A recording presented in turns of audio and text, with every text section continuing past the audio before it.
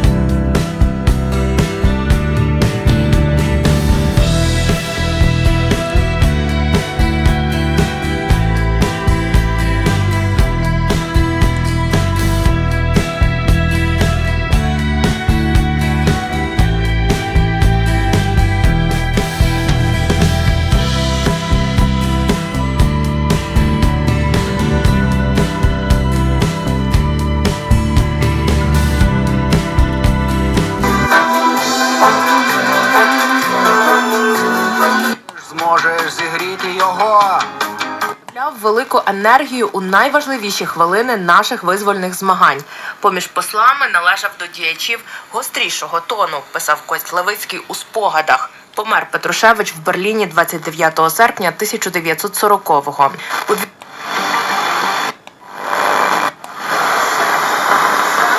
Річний хлопчик дістав вибухову травму та уламкове поранення.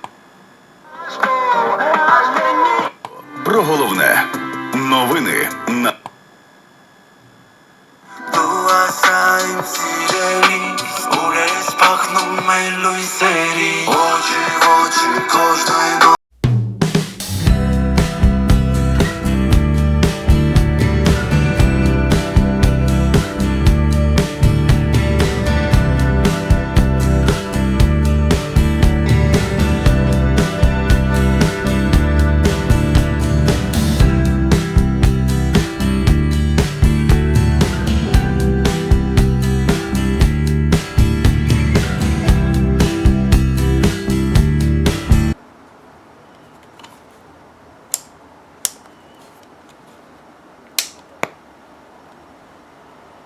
Bluetooth mode.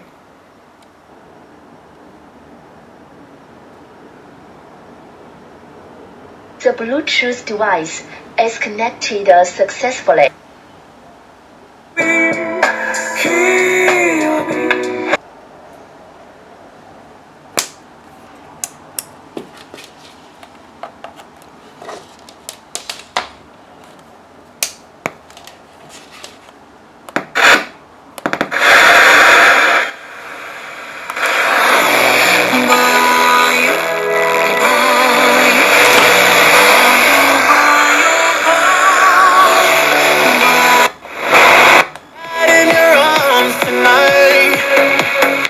Тут ми бачимо лінії